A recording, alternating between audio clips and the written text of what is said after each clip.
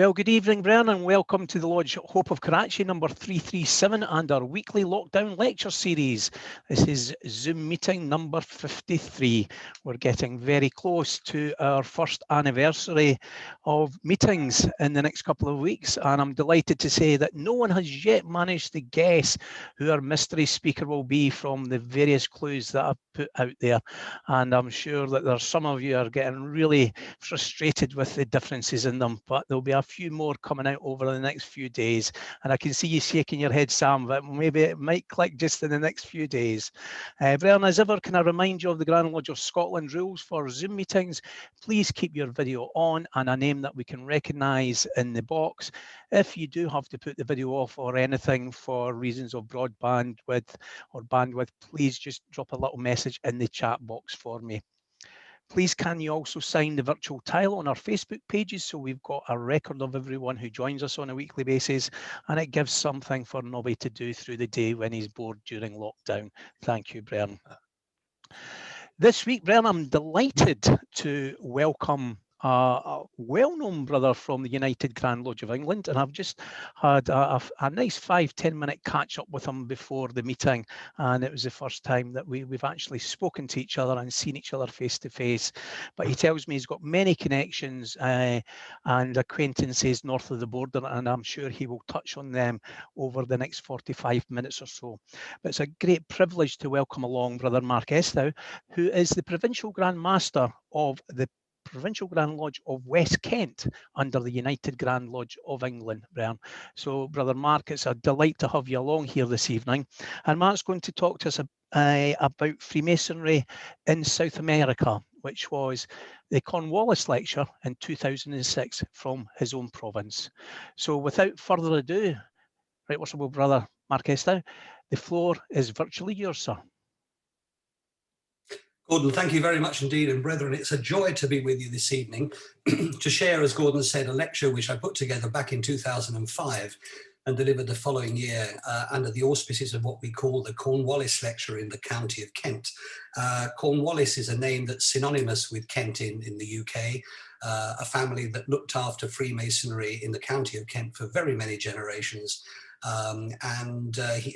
Lord Cornwallis was the past Pro-Grand Master and the Provincial Grand Master that presided at the splitting of Kent into two separate provinces, East and West Kent, which took place in 1973, as we were by far the largest province in the Constitution at that time. It's known as the Cornwallis Lecture because one has to submit a paper for consideration, and it oscillates between East and West Kent on alternative years. And I was delighted to be selected to submit a paper which was really underpinned by my background. And I was very happy to accept Gordon's invitation to speak with you this evening or share these thoughts with you. My maternal grandmother was Scottish. I have a fascination for all things north of the border. I'm actually due to join the Royal Order of Scotland very shortly and should have done a year ago before the lockdown. And I'm also joining a chapter in Scotland very, very soon thereafter.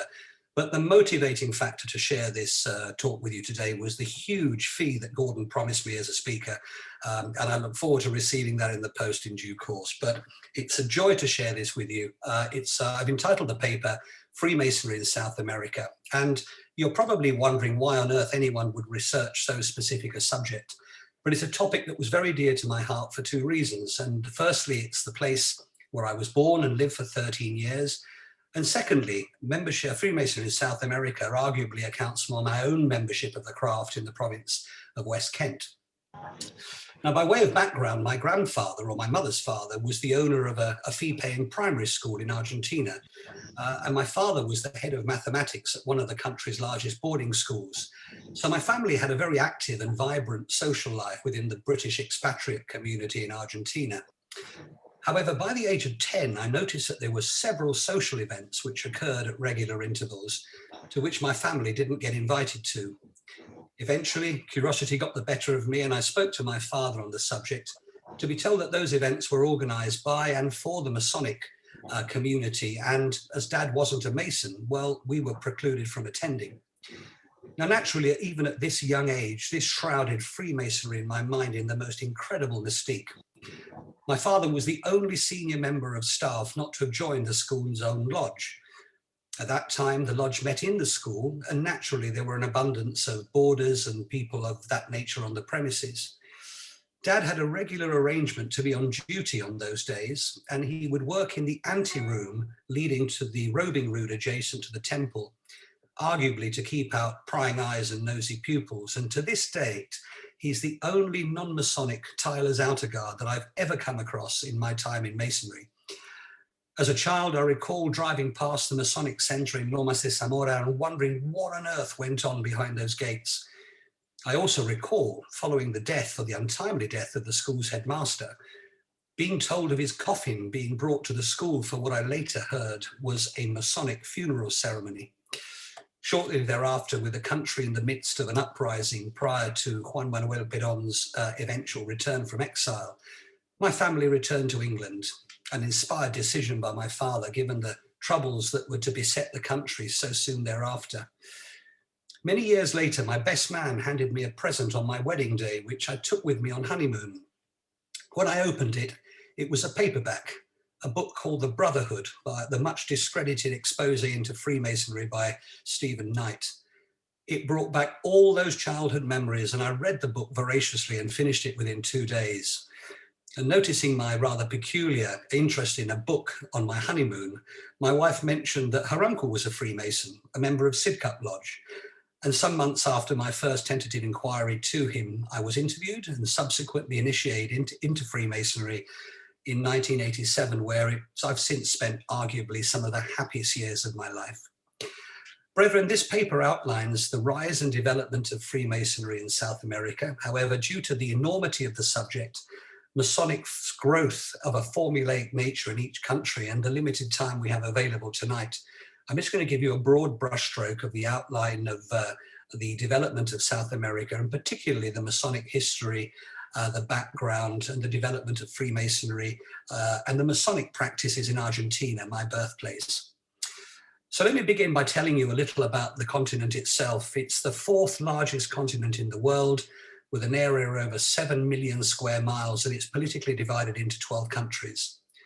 The continent extends some 4,500 miles from its northernmost tip at Punta Gallinas in Colombia, all the way down to Cape Horn in the south, and is some 3,300 miles wide at its broadest point. It's blessed by some of the most contrasting geography and weather patterns in the world. You've got tropical climate to the north in Colombia. You've got tempestuous Antarctic storms in the south in Tierra del Fuego in Argentina. To the west, you've got the Andes Mountains, which is an enormous mountain range, which contains Mount Aconcagua, which is the highest peak in the world outside of the Himalayas. And to the east, you've got the Pampas, which are millions of square areas of lush and arable land. Spanish is by far the most popular language spoken throughout the continent, but curiously, Portuguese is spoken in Brazil, which is the largest country. Now, the scholars amongst you will recall that Christopher Columbus is attributed to have discovered the continent of America on the 12th of October, 1492, after sailing from Barcelona to find an alternative way to access the Far East and its supply of spices, which were so treasured in Europe at the time. However, some of you will definitely have heard of a small chapel some 6 miles south of Edinburgh called Roslin, which I've had the great pleasure of visiting. Now, this chapel, which was completed some 50 years before Christopher Columbus arrived in the Americas, is full of ornate carvings of and bears images of turkeys, maize, and pomegranates and the friezes. Amazingly, items commonplace in the Americas, but were simply unavailable in Europe at the time.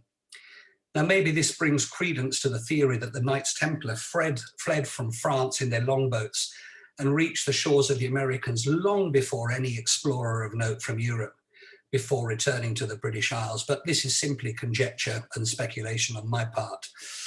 What is known is that European exploration and penetration of South America began in the 16th century. The kings of Spain, Italy, and Portugal funded the explorers of their era, and they actively sought to colonize the new worlds and enjoy the spoils they found there. Eventually, these explorers arrived in South America, and Portuguese made a claim on what is now known as Brazil, with the Spanish claiming every other country in the continent. Those settlers imposed an Iberian culture and Roman Catholicism, and they plundered the abundance of raw materials, minerals, and precious metals. They subjugated the local civilizations, and many of the major empires, such as the Incas, were conquered. Other native cultures quickly declined or retreated in the face of the conquistadores' conversion attempts. Spain and Portugal maintained their colonies in South America until the first quarter of the 19th century, where successful revolutions resulted in the creation of independent states. As with mostly newly liberated countries, they struggled with political instability. Revolutions and military dictatorships were commonplace, which hindered economic development. But in the 100 years that followed, almost 6 million people emigrated to South America, almost all from continental Europe, which had an enormous effect on the demography of the continent and accounted some of the earliest Masonic development there. It's interesting to note that despite mankind's incredible technological feats, such as sending a man to the moon, splitting the atom, and developing the most devastating arsenal of weaponry, extensive parts of the continent of South America, particularly in Brazil, remain largely unexplored and uncharted to this very day. As regards South America's Masonic development, it may surprise you to learn that Freemasonry is active in every country in the continent. Now, the development of the craft has been greatly affected by political history and has faced terrible repression, but it's nevertheless survived and developed slowly through the ages. Yet this development has not been without its difficulties, and the craft has therefore been much more secretive than in most places in the Masonic world. Two craft rituals encompass virtually all of South American Masonry: the Scottish Rite, which accounts for 90% of lodges, and the York Rite. South American lodges operate under the supervision of Grand Lodges recognized by the United Grand Lodge of England, including the Grand Lodges of Argentina, Bolivia, Brazil, Chile, Colombia, Ecuador, Paraguay, Peru, Uruguay, and Venezuela. In addition, the United Grand Lodge of England operates a District Grand Lodge of South America, which, due to the enormous size of the continent, is subsplit into the North and South divisions. The North Division is based in Brazil and oversees 10 lodges, whereas the Southern Division is based in Buenos Aires and oversees 11 lodges, 9 in Argentina, 1 in Uruguay, and 1 in Chile. Now, turning specifically to my place of birth, Argentina is second only to Brazil in terms of its size and population. It's a federal union of 23 provinces, 1 natural territory in the south, and the federal district, its administrative capital, much like the City of London. It's over 1 million square miles in size, which is broadly the same size as the continent of Europe. But in contrast, its population is only about 35 million, some 2/3 of the population of the United Kingdom. Capital Federal, the administrative capital in Buenos Aires, is densely populated. Consequently, it's where most of the Masonic activity takes place. Visitors to the capital will immediately notice a huge Parisian influence in the architecture. And the locals have an admiration of all things British, and interestingly, apart from Knightsbridge in the West End, Buenos Aires is the only place in the world ever to have hosted a second branch of Harrods, a shopping venue full of English treats, which I recall purchasing with great fondness as a child. Now, Europeans first arrived in the region in 1500 and in 1502 with the voyages of the Portuguese explorers Cabral, who claimed Brazil for the Portuguese, and Amerigo Vespucci. The search for a southwest passage to Asia and the East Indies brought another explorer, Juan Diaz de Solis, to the area in 1516, and Ferdinand Magellan discovered the River Plate, an estuary of one of the major waterways to the Western Hemisphere, in 1520. Argentina developed slowly under Spanish colonial rule. During the period of the French Revolution and the Napoleonic Wars, Spain and France combined against the British, and therefore Spanish colonies in the Americas became an object of military expeditions. Britain made 2 attempts to invade Argentina with 2 ill-prepared missions, which accounts for additional explanations of the earliest Masonic activity in the continent. The first was in 1806, when Colonel William Beresford was sent with only 1,500 men to capture Buenos Aires. It seemed as if his plan was badly flawed, and although Beresford did manage to capture the town, his forces were too weak to hold it for long, and when the Spanish counterattacked, he was forced to surrender. The next attempt was in 1807, when General John Whitelock decided to march on Buenos Aires. Now, he decided to attack without transport nor a strong cavalry force, and despite arriving in a shocking state, his troops performed rather well. Unfortunately, Whitelock divided his forces into small units, and many were overpowered by the locals.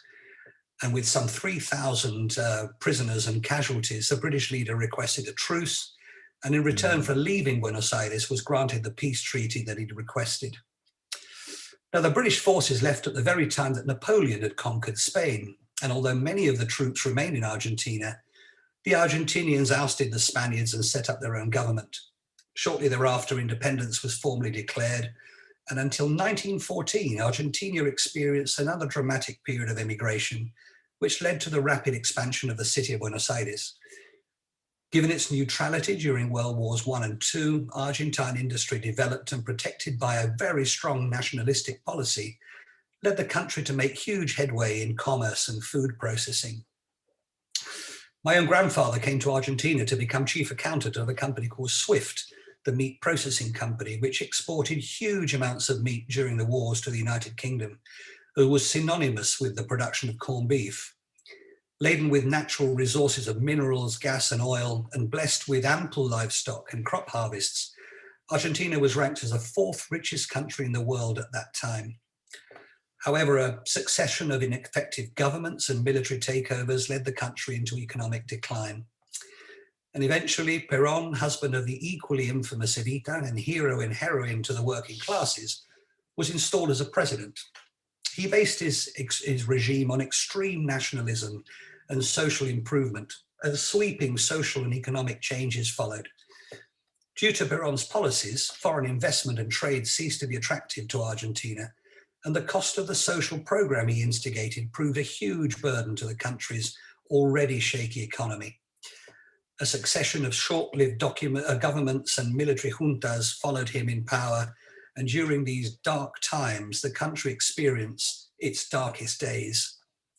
During the 1970s, the country was beset by la guerra sucia, or dirty war, effectively state terrorism, and up to 30,000 people disappeared during this time. Some members of my own family who had remained in the country after we returned to England were seized and never seen again.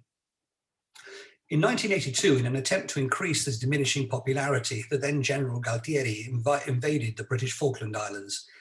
The vast majority of the army used to invade and defend the islands were conscripted from young men in their teens and early 20s, who were both ill-prepared and ill-equipped for this undertaking.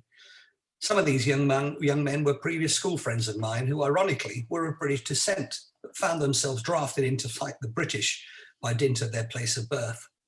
Had my parents not left when they did, I too would have been drafted in and forced to join my friends, many of whom tragically never returned to their families.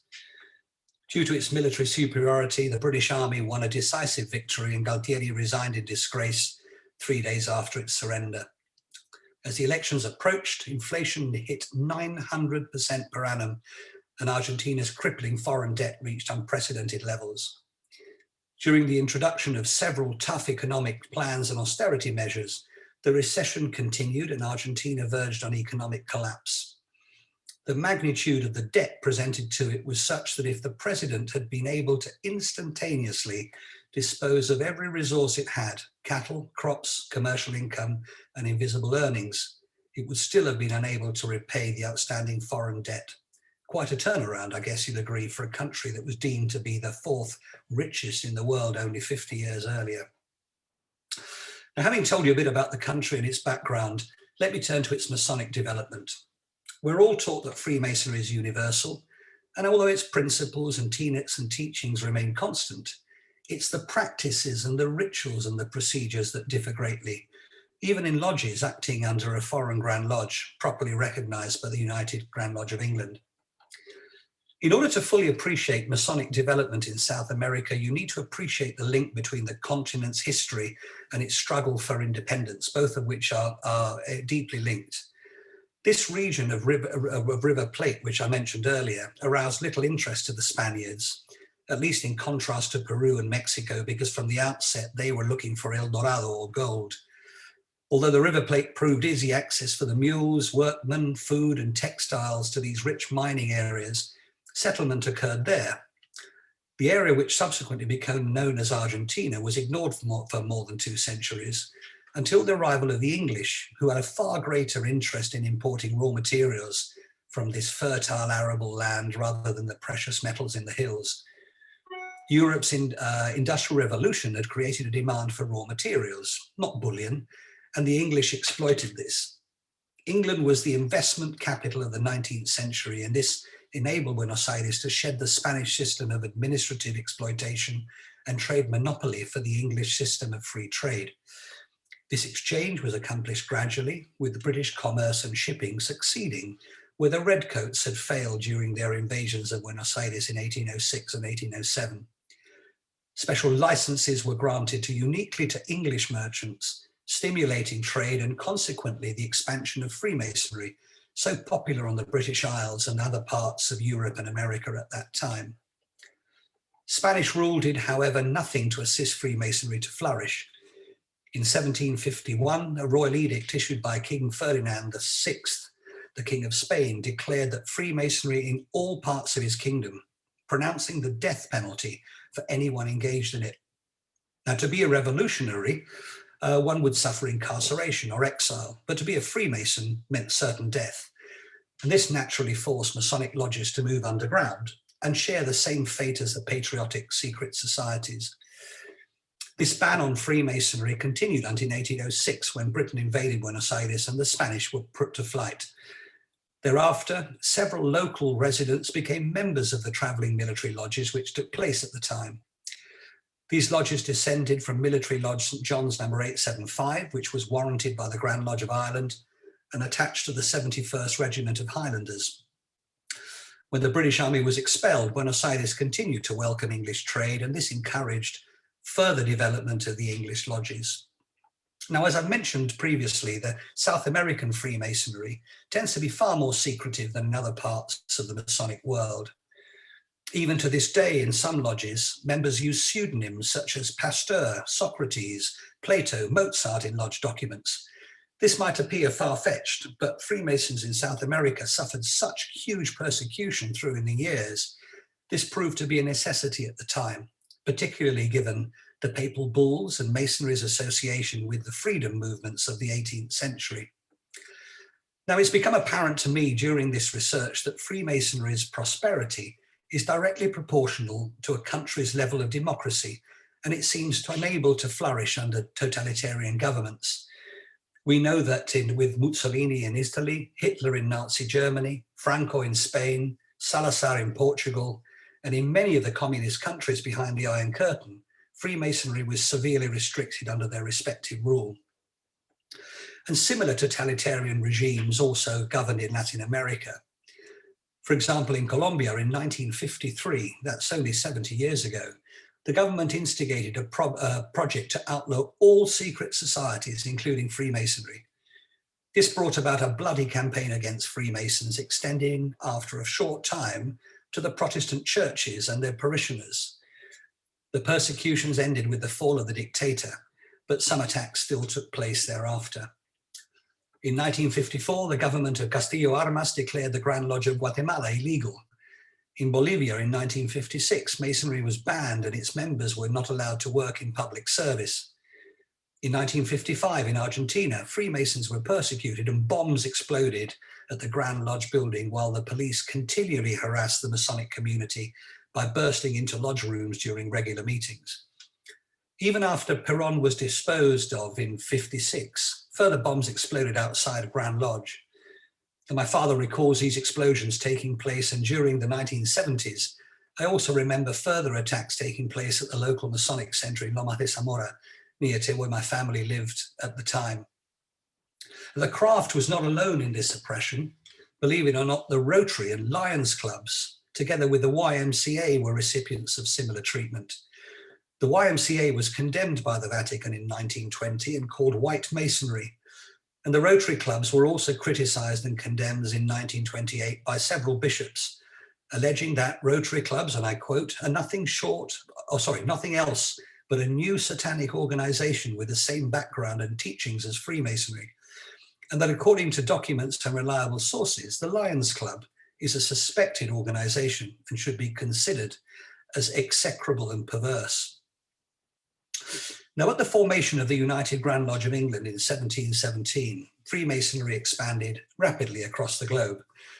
According to the archives of the United Grand Lodge, the Grand Master Thomas, the second Viscount of Weymouth, appointed Sir Randolph Tooke as Provincial Grand Master for South America on the 17th of April 1725.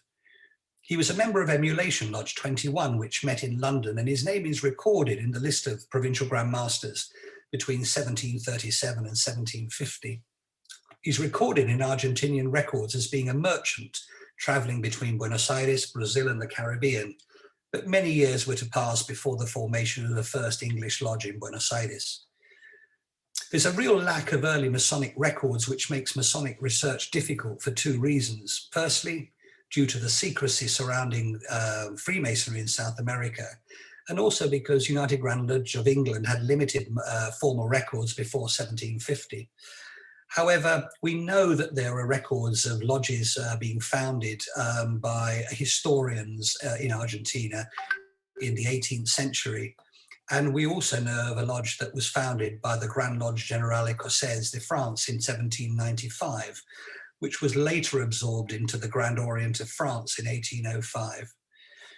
Now, Lodge Independencia was of fundamental importance because it was the forerunner of what they call the Logdara Lodges, or revolutionary lodges. These quasi-Masonic lodges were named after Logdara, who was a Mapuche Indian military leader who did much to overthrow the Spaniards and fought against them successfully in the 16th century. And inspired by and attached to Masonic lodges, their main purpose was to establish independent governments in South America. And the first of those was founded in Buenos Aires in 1812 by General San Martin, the hero of the Argentine War of Independence. A variety of other lodges were formed from all sorts of other Grand Lodges, the Grand Lodge of Maryland, various traveling British lodges, or traveling military lodges, should I say, under the Irish Constitution, led to further formation of lodges. But following the revolution in Argentina on the 25th of May 1810, Freemasonry flourished hugely, although secrecy still prevailed. Loggia Argentina was founded by General Belgrano, commander-in-chief of the Northern Army, and a war of independence against Spain and key to Argentinian history. We know in 1821 of a group of Spanish non-royalists arriving in Buenos Aires, and they formed a lodge called Aurora and a Lodge Liberty, warranted by the Grand Orient of Spain. In 1825, a group of American nationals organized Lodge Estrella del Sur, which means Southern Star, with a warrant from the Grand Lodge of Pennsylvania.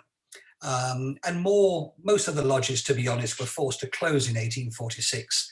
However, during these oppressive years of persecution, numerous lodges were still founded under the generic name of Logias Unitarias, because the members of those lodges were united in their opposition of the tyranny of the oppressors.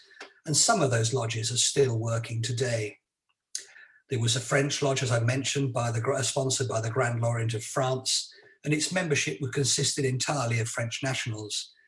Years later, Italian lodges were formed by the Italian immigrants, and in 1857, the remaining 6 lodges meeting in Buenos Aires, and most holding warrants from the Grand Lodge of Uruguay, formed a sovereign Grand Lodge of Argentina, electing its own Grand Master. And a Supreme Council was also erected, also sponsored from Uruguay. In 1860, the United Grand Lodge of England entered into a treaty of amity with the Grand Lodge of Argentina. In return for perpetual English recognition, Argentina gave England the right to warrant and maintain English-speaking lodges. By 1904, there were 190 lodges working under 3 main bodies: the Grand Orients of the Blue Rite, the Argentine Rite, and the Confederated Rite. In 1935, a renegade Scottish Rite Supreme Council called Federal Argentino was formed, which claimed control over craft degrees and developed craft lodges. However, it's understood that that was completely irregular because no volume of the sacred law was used and there was no reference to the great architect, and it became a forum for political discussion and anti-clerical activity. Eventually, in 1957, the Grand Lodge of Argentina merged with its Federal Argentino Supreme Council, regularizing its activity and thus forming one sovereign Grand Lodge for the whole of the country. At its centenary in 1957, the fraternity had become extremely strong, with the Grand Lodge of Argentina having 400 lodges and about 60,000 members. However, by 1984, we were down to 75 lodges and 7,100 members. By 1993, 68 lodges and 2,000 members, although in 1997, 83 lodges and 2,500 members were on the books. Interestingly, no less than 14 of the country's presidents had been Freemasons. The fraternity was also involved in the drafting of the National Constitution in 1853, much of which is still in force to this day. Masons were involved in many democratic reforms and important initiatives, such as the Masonic Commission, which aided victims of the cholera epidemic in 1868 and the yellow fever in 1871. And during the internal armed conflicts of 1874 and 1880, the Grand Lodge created Help the Wounded, which was later to become the Argentine Red Cross. The Grand Lodge instigated the first public libraries, the earliest universities, the first School of Arts, the Rural Society, several of the major hospitals, including the Children's Hospital, another organization based on the same principles as the RSPCA, and the major home for the orphans. So it cannot be said that the Masonic development in Argentina didn't do a tremendous amount for the infrastructure of the country at that time. Now that you know a bit about what went on and how it started, I'll tell you a little bit about the practices used in an Argentine lodge. Some of you might consider this a cocktail of Masonic activity. And those of you who are members of the Royal Ark Mariner, the Rose Choir, and the Knights Templar may recognize some of your own practices in the following description of a typical Argentine Masonic temple, the lodge offices and their roles, and a brief explanation of the first degree is practice in Argentina. South American lodges use a variety of rituals with both Scottish and York Rite represented, although the former greatly dominates in Argentina. In fact, since 1957, lodges under the Grand Lodge of Argentina work a hybrid ritual referred to as Rito Escocés Antiguo y Aceptado, or Scottish or ancient and accepted rite, but has for many years suffered extensive modifications to suit every other party. Hence, it's a blend of the Scottish rite, French rite, Spanish rite. Some members refer to it as the Rito de la Casa, or house rite. It doesn't differ greatly from emulation or Edinburgh rite, worked in Spanish. I would add that Buenos Aires is a modern cosmopolitan city with the population's indigenous background varying widely. Hence, although the vast majority of lodges in England work in English, under Argentine Grand Lodge, there are lodges that work in many different languages and rites, including German, Italian, Spanish, and French. Back at the time when this lecture was put together, there were 102 Argentine lodges, 52 of which were in the capital, 13 in the province of Buenos Aires, and a further 37 dotted around the rest of the country. And the lodges there usually meet fortnightly. English lodges meet once per month, and whilst English lodges prefer to dine after a meeting, a festive board is less prevalent in Argentinian lodges. Lodges meet so frequently because they don't restrict themselves to the usual candidate-related activity. As I detail later, the lodge is also a venue for Masonic teaching and education, with members benefiting from a comprehensive program of lectures and talks to aid them in their Masonic development. Now, if you consider imaginary your own Masonic temples, I'll try and endeavor to describe the major differences that you'd find in a temple in Argentina. Like English temples, the extremities are referred to as the east, west, and north. However, the south is called high noon, the location of the junior warden, because it's his duty to mark the sun at its meridian, or high noon. The mosaic pavement is similar to that found in an English temple. The ceiling is totally different, though.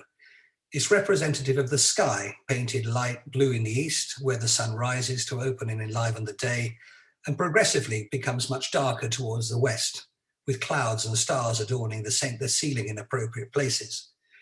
Typically, there are no windows in an Argentine Masonic temple, as figuratively, the candidate should only receive his light from the Masonic teachings that are taught therein. On the east wall, above the worshipful master's pedestal, is a golden triangle engraven with the Hebrew word for God, rather than in the center of the temple, is our usual custom in the UK. The worshipful master's pedestal is flanked by the national flag, and a lodge banner on the other. The master's pedestal is covered with a piece of red velvet and bordered with gold embroidery, and a cushion made of purple velvet lies upon it, which supports the three great lights, together with the Constitution from the Grand Lodge. The ballot box is also adjacent to the master, rather than by the secretary's table. The first of the new officers you come across is called the Orator. He's a senior past master akin to our visiting grand officers and a spokesman of the lodge. He has a pedestal in the south, and his main duty is to preserve Masonic law.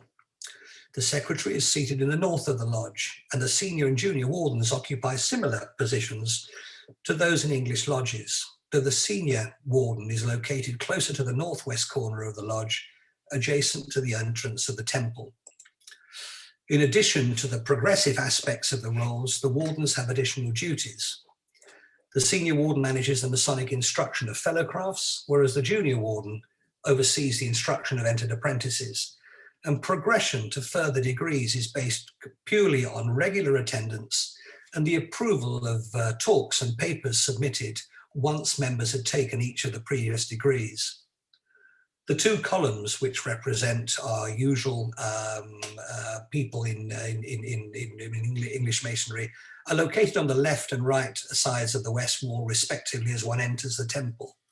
The tracing board is usually placed between the pillars in the west, off the carpet, with the ashlars placed in front of their respective columns. Interestingly, there are no seats in the west of the Masonic temple, which becomes a metaphoric tapestry depicting the entrance to the King Solomon's temple, and members and visitors sit in the east, north, and south according to their respective rank. In Argentina, the almoner has his own table and is seated in the north, with the director of ceremonies sitting between him and the worshipful master. The treasurer also has his own table and sits in the south, with the expert sitting between the almoner and the worshipful master. The expert, another new officer to us in England, has a threefold duty. He prepares the temple prior to the lodge meeting, the examination of visitors, and conducting the candidates in the temples during the respective 3 degrees. During the opening, the worshipful master asks the senior warden what the first care of every Mason is. The senior warden then makes the same inquiry of the junior warden, who then asks the expert to perform that duty. As you probably deduce from this, the previous explanation of the expert's roles, the office of senior and junior deacons and inner guard no longer exist. The expert checks with the outer guard or tiler and then communicates by the reverse chain to the master. The master then calls the lodge to order, and the wardens leave their pedestals to check that those ranged under their respective columns are entitled to be in the lodge, the master being responsible for the brethren seated in the east. Once the lodge is opened, as you would expect, the minutes of the last meeting are read, however, with a difference. The wardens then ask the brethren under their responsibility if the minutes represent a true record or if any amendments required. If approved, the wardens then advise the master that silence reigns in their respective columns, and the master then asks the orator for his opinion, and if there's no dissent, the minutes of the previous meeting are confirmed. Now, in Argentina, visitors are asked to remain outside of the lodge until it is opened. The master then instructs the director of ceremonies to retire and return with the attendance register, together with the Grand Lodge certificates and other Masonic passports for those visitors not known to members of the lodge. The signatures appended to their documents are then checked against those in the attendance register by the worshipful master and the orator, after which the director of ceremonies and the expert then retire to examine any visitors who are not vouched for by the documentation. All being well, they return to the lodge room with the visitors, who then salute the master and wardens respectively before taking their respective places in the lodge. Because lodges in Argentina do not print summonses, the worshipful master would then inform the brethren, or those present, of the degree the lodge will be working that afternoon. Now, there is something there called the sack of propositions. Now, this is a device used to decide the work to be undertaken that evening. Now, this could vary from the discussion on a prospective candidate, the tabling of a motion, a petition, or any other proposition for the good of Masonry in general, or that lodge in particular. The master then announces that the sack of propositions is to be circulated by the director of ceremonies, and the brethren table their suggestions by placing them in the sack.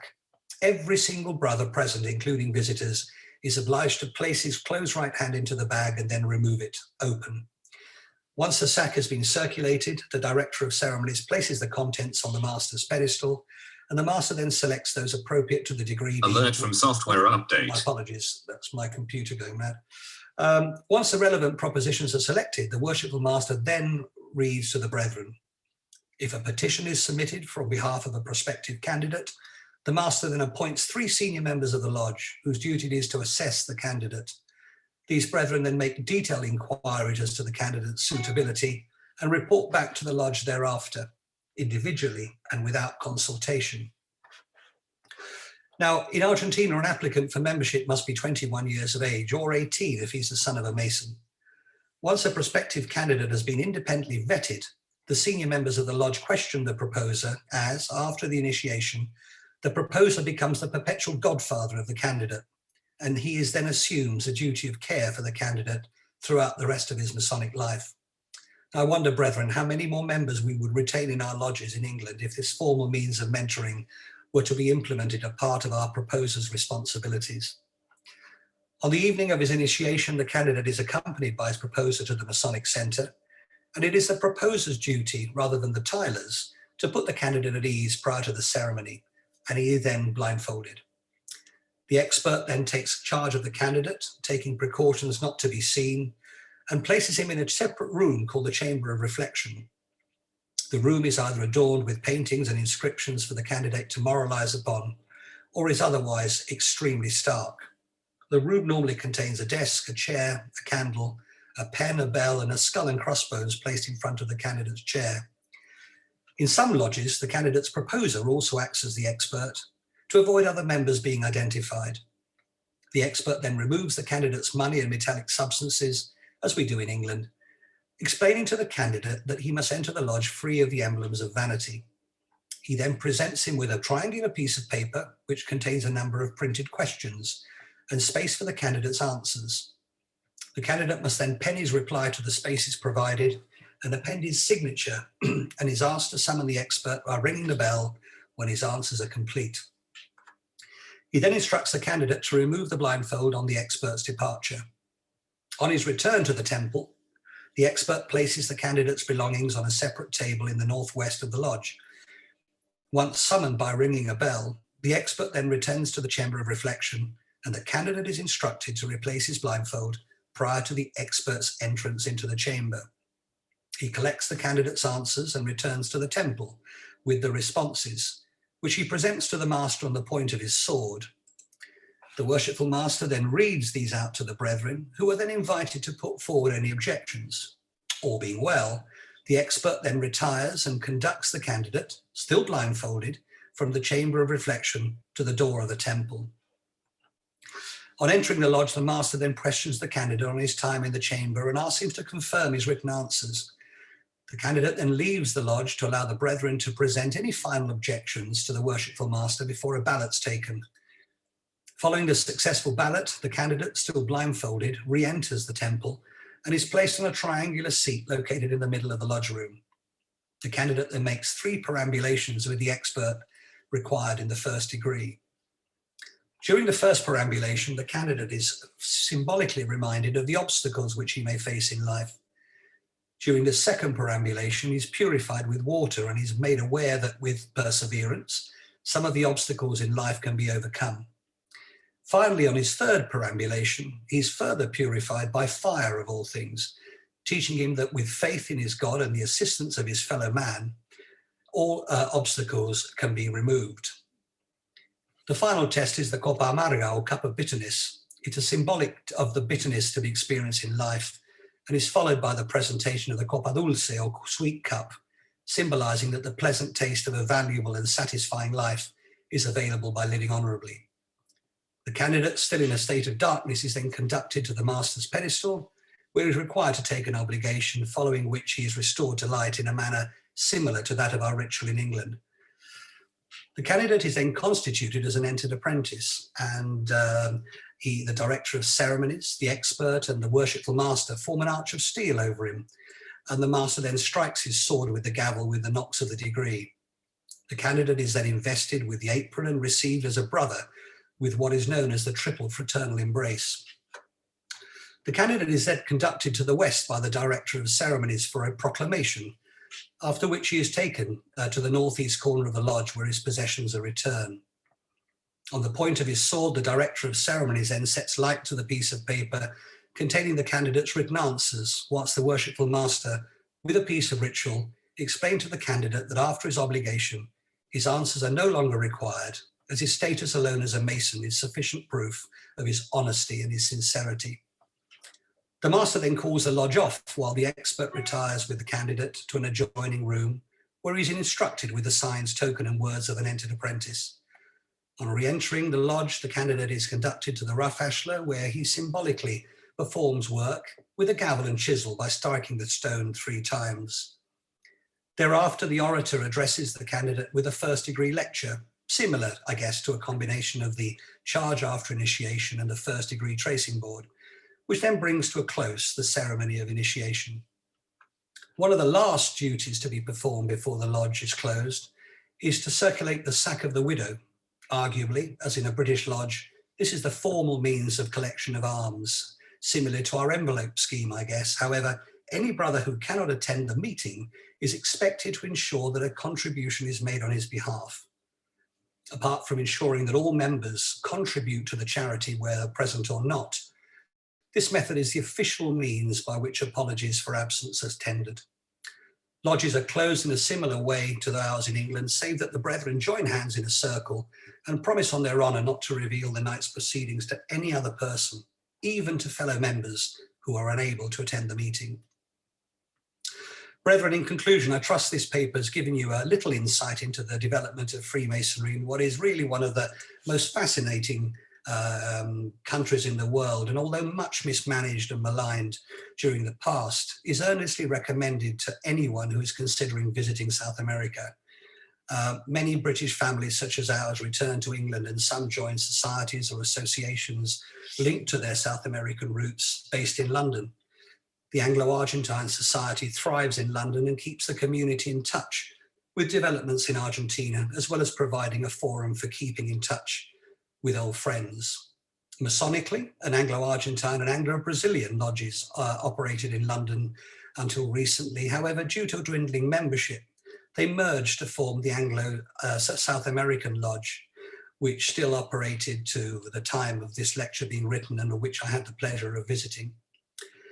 Although the workings of the 2nd and 3rd degrees and the ceremony of installation had to be omitted due to time constraints, I trust this paper outlines the variety in our ceremonies across the Masonic world, while retaining the consistency in our values and standards, and has offered some of you in the audience your prescribed daily advancement in Masonic knowledge.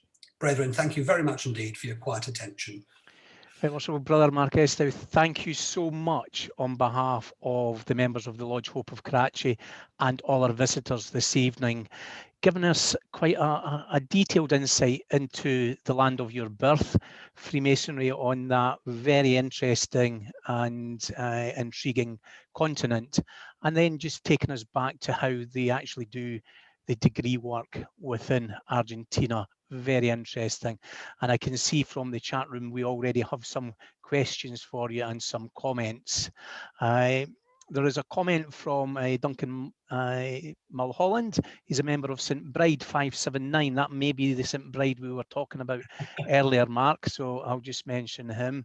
And from Brother Tom Quinn, I believe you know as well. Good evening all. Tom Quinn, Past Master 636 Buchan St John Broxburn.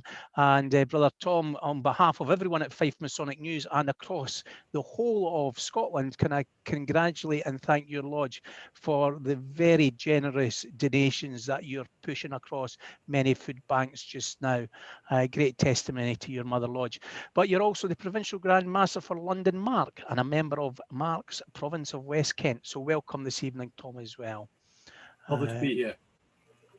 If I'd known he was coming, I would have dressed up, Gordon. I would have been much smarter than this. I always dress up when Brother Tom Quinn is present. So just scrolling down here, Mark. There are a couple. We do have Aubrey Winnie from us. He's from Chile, one of the Scottish lodges in Chile. Oh, wow. So There's a comment about your comment about an expert. In Scottish lodges, many call that a conductor or a conferring master potentially, and they takes it away. That's more a West Coast thing, not how we do it in the Premier Province of Fife and Kinross for the Scottish craft, for the rest of the past provincial Grand Masters who are with us.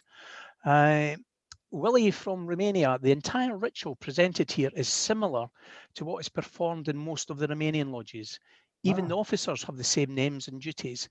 Very familiar to me. It looks that the rituals are French-based, even the initiation ceremony.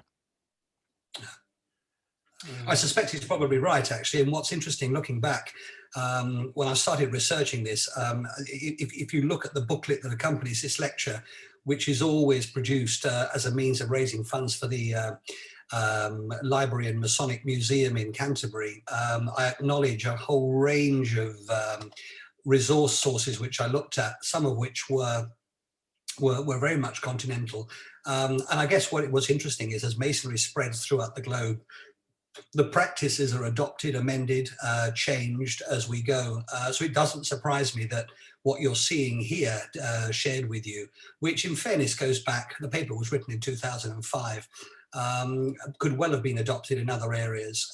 Certainly Eastern Europe and anything behind the Iron Curtain would have lain within that concept of lodges where Masonry would have been subjugated. So when it has expanded and taken root, it doesn't surprise me that it's taken the root in the form of already established ceremonials practiced elsewhere. Yeah. One of our past substitute provincial Grand Masters from Fife and Kinross, Brother Ian Walk, is asking you, when is the candidate invested with an apron? And I think you did touch on that within it.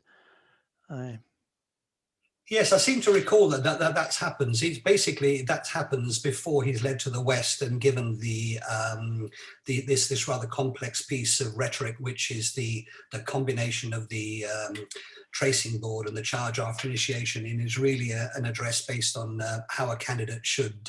It's both historical and also how to ensure that he conducts himself thereafter.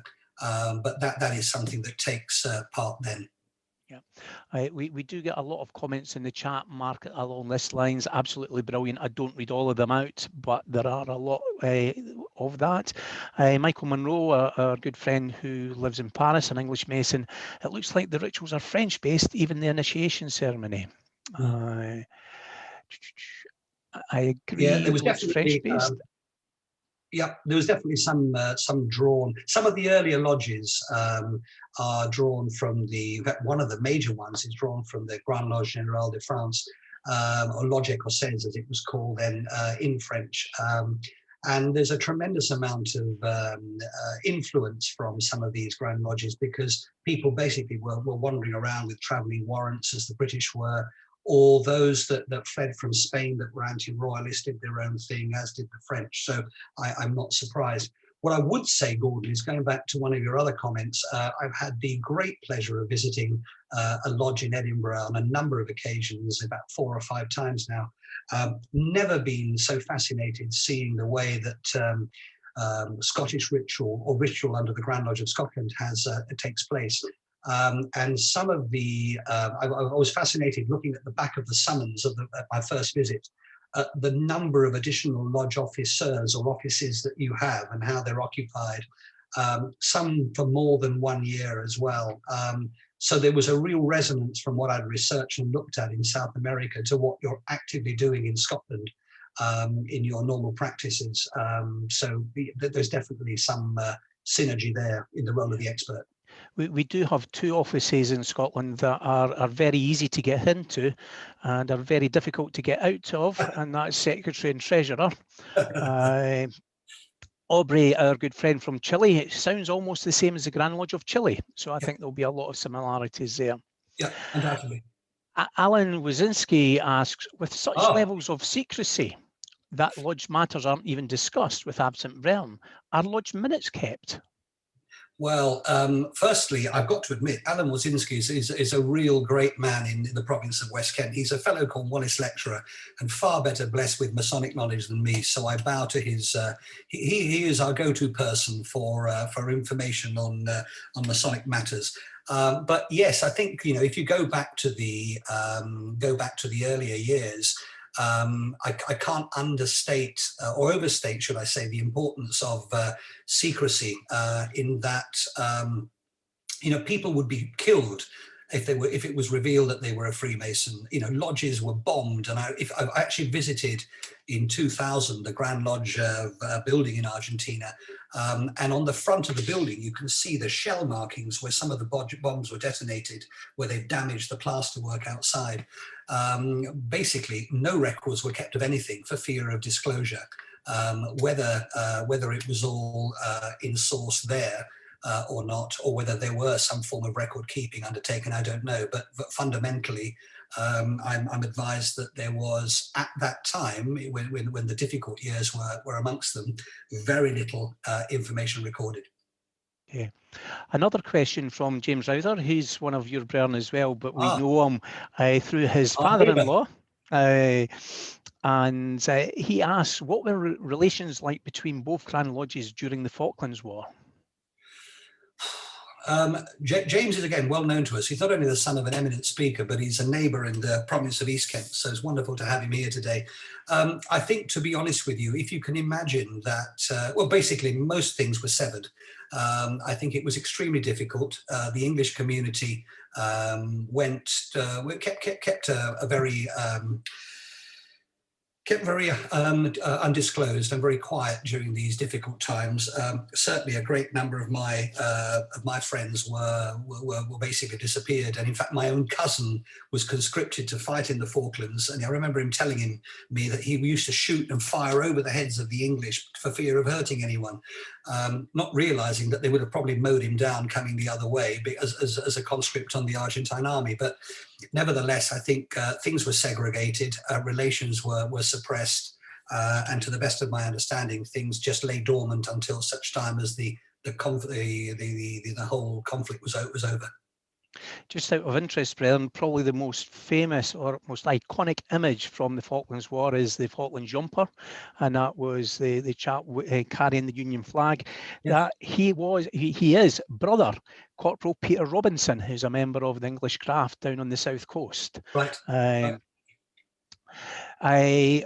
A very interesting lecture indeed. Thank you, Michael Hearn. Some years ago, I emailed a lecture of mine about the Masonic Hall at Great Queen Street and its jewels. It talked about the Hallstone jewel and how the present Freemasons Hall in London was financed. It was read at one of the English Constitution lodges in Argentina. Well, I know. Incredible. Robert, you can if you want. Thank you. Fascinating talk, Brother Mark. It's always instructive to us all to learn how the craft operates in other parts of the world. Alan Turton comments, Lodge Edmund Nicolaou, 25 in Bucharest, Romania, performed a first degree in Lodge Hope 337. So we've seen that at Lodge Hope of Karachi a few years ago, something similar. Fascinating and well done. Good evening. Have to go. Good evening. Good night, Alistair. Take care. Very informative. Are there specialist lodges such as military or past masters lodges? To be honest with you, I don't know. In the publication that I put together for the Library Museum, I actually listed every single lodge that I came across in Argentina and where it met. All I had was the name, the lodge number, its location. I didn't look into it in too much detail as to what the underlying activity they're in. I suspect there are past masters lodges without a doubt.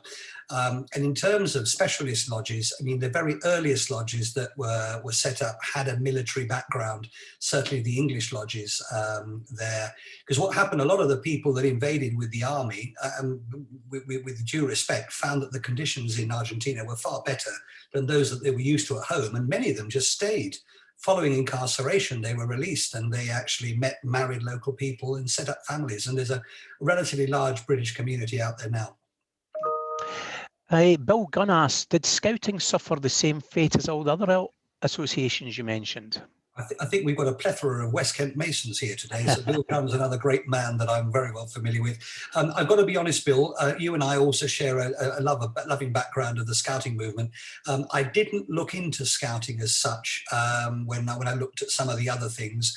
Some of the issues I read about suppression belonged to the Lions, the Rotarians, the YMCA. Scouting wasn't mentioned, so I can only assume it wasn't, but I'm purely speculating. Okay. Michael Monroe asks, were any British Freemasonry with the Welsh in Patagonia? Yeah, it's interesting. The Welsh had an interesting situation. A lot of them had an issue with the British government about the way they wanted to lead their life, and they basically emigrated and ended up in the south of the country, relatively arid but barren part of the country weather-wise. And the arrangement they reached with the local government was if they were allowed to be left alone to live their lives, they would be prepared to swear allegiance to the flag and integrate into the country's affairs. So still you see a lot of people in the south of Argentina called Carlos Williams and things like that. So the Welsh surname has remained quite prominent. What I'm not aware of is whether there are any lodges, in fact, down there in Patagonia. My own cousin lives there and I visited in 2000, but I didn't actually look into this. I know way back in 2005 when I wrote this lecture, the bulk of the lodges, probably half of them in the country, were in this place called Capital Federal, which is like the city of London, the square mile. Another 13 were around Buenos Aires, which is the main province, the rest being dotted around the country. So whether there were any down there or not, I'm afraid I can't confirm. I'd be guessing and lying to you if I made a guess. Okay, thank you, Mark. Just a couple of more questions, Bernard, and then we'll begin to wrap it up for the evening. From Aubrey in Chile, there appear to be a lot of irregular lodges in South America. What's your thoughts? To be honest with you, I wasn't really, I didn't look at anything too irregular in the context of modern Masonry. What's most certain is that I referred to in the talk the fact that there were some irregular lodges that were founded, some that didn't operate with the volume of the sacred law, some that didn't have a reference to the great architect of the universe, and were largely discredited. But they were unified eventually by the combination of this non-irregular, or the irregular body and the regular one. We also know that historically, one would call them a terrorist, other people would call them a freedom fighter, but a lot of these freedom fighters sought membership of the then Masonic bodies because they were so secretive and so private, and they were able to basically conceal themselves within these bodies, but also allow themselves a network of contacts that they could undertake their activities with.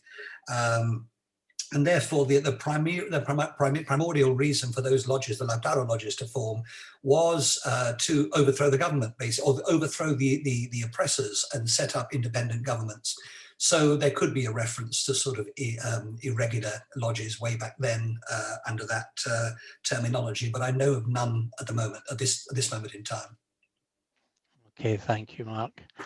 I think if I can get back to my questions, given that lodges seem to have an average attendance of 35, do they depend on past masters for survival? To be honest, I wouldn't know. I've got to put my hand up and say that despite my best endeavours in 2000, when I was last there, I didn't get a chance to visit a local lodge. You've got the two constitutions, you've got compositions, you've got the lodges that meet there under the District of South America and are recognised by United Grand Lodge of England as part of the district. And then you've got the local lodges under the Grand Lodge of Argentina. You're all welcome, or you're all able to look up Gran Logia in Argentina and see what's available there. Quite what role the past masters play, I don't know. I did notice in Scotland that when I visited, there were times when certain officers, particularly the master, would maybe remain in office for 2 or 3 years. And in similar form, I suspect that some of those officers do the same there, but I can't tell you for a fact, but I suspect they might. Okay, thank you, Mark. Well, the final question comes in, and it's to do with the ritual.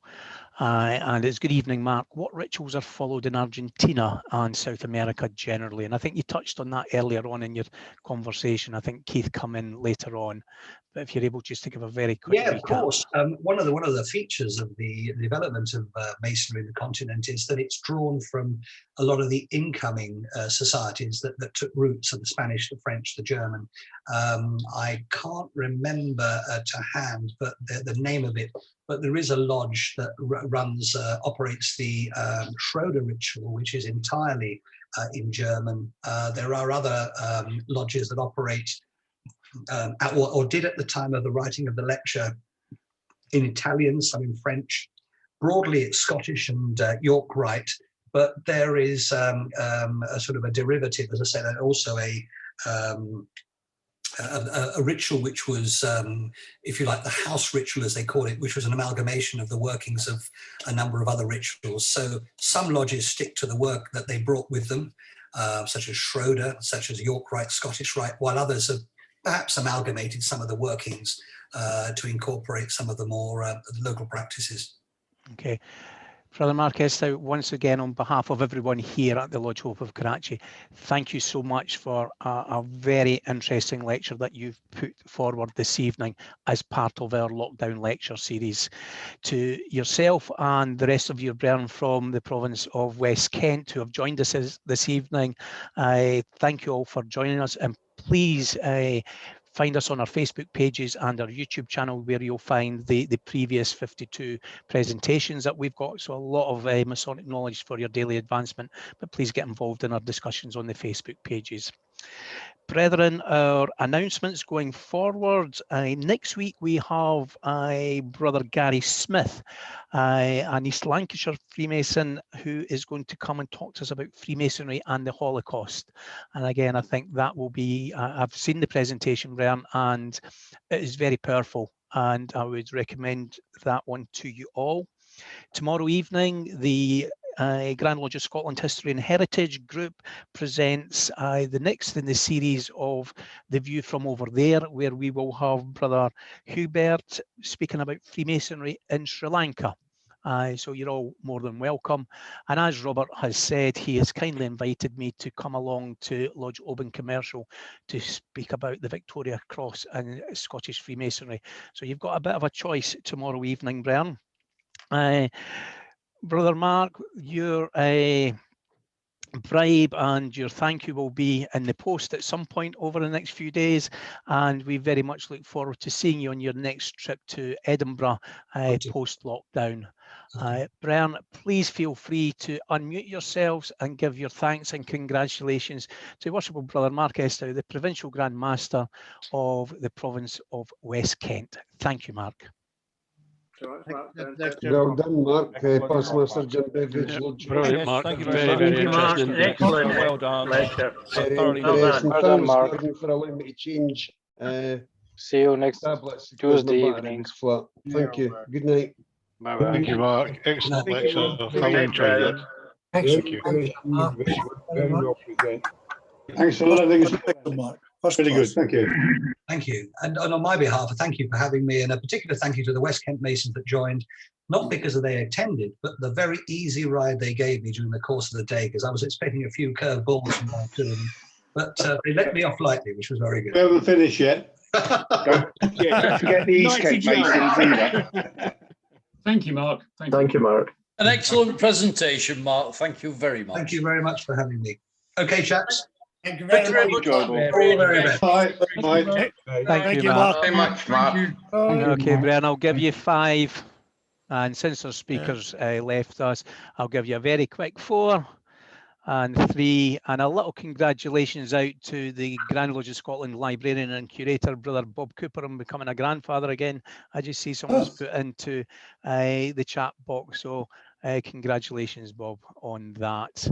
And I'm sure we'll pass on our best to him and his family at some point. I'm going to stop the recording now, Brian. Thank you all for your attendance. Thank you all.